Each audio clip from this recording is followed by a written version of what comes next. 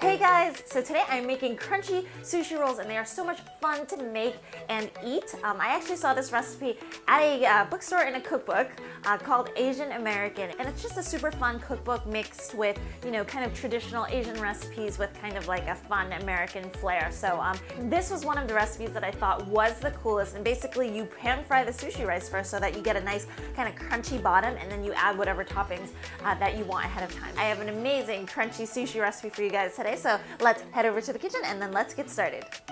Okay, so I'm going to start off by preparing some of the toppings for this sushi first. So I've taken about a half a carrot, I've used a vegetable peeler and kind of shredded it up a little bit, and then I've marinated it for about 15 minutes in the sushi rice vinegar mixture. So that's 2 to 3 tablespoons of rice wine vinegar, 2 tablespoons of sugar, and then 1 tablespoon of salt. Recipe is going to be down below. I put it into a 250-degree oven for about 10 minutes and it kind of withered up like that. Next, I've cut up some strips of scallion into really thin pieces, and you guys have seen me do this before. I stick it into cold water and then it curls up like that. So I'm just going to keep that in there right now. Now I have about 1 cup of cooked sushi rice, and I'm just going to use my palm and I'm just going to grab a fistful.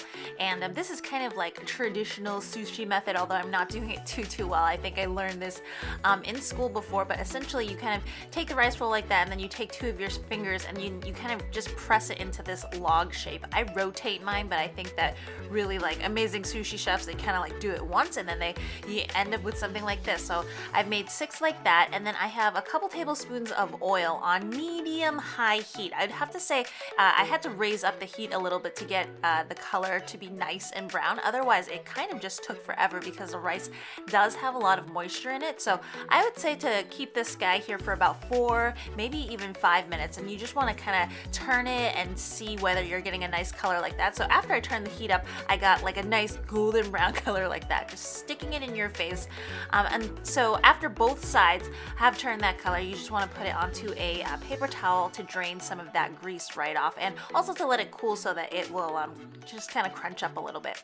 Meanwhile, in that time, I want to take half of an avocado, and this is going to be my avocado cream. I'm just going to mash it with a fork and then put it into just a plastic bag so that I can pipe it out like so. So at the end, I'm just going to cut like a small hole like that, and it just makes it a lot easier to decorate, or if you're doing a bunch of sushi, because I just want like a strip and a strip, and it would be too much to do that by a spoon.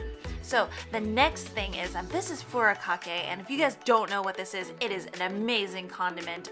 It's like seaweed, sesame, sugar, salt, and it's just amazing. You can put it onto plain rice and it'll be amazing. Afterwards, I'm just gonna put on a couple of those dehydrated carrots, so you can see that I'm working in kind of different textures. So I have a crunchy, then I have a soft, then I have a crunchy, and then I'm going to put some more avocado on there so that I have it soft again. So then I'm just gonna top it off with the scallions, and it's not really just for looks. The scallions provide a nice kind of fresh taste to this that otherwise it wouldn't have. So a little bit more of that furikake, and then finally I shredded up just some normal nori, and that just kind of builds height. It adds a little bit of crunch afterwards, and it's just gorgeous. And really, there it is, super easy, and all it is really like the addition of crunchy rice, and it changes this whole thing around into kind of like a very fancy sushi type meal into something that is really fun.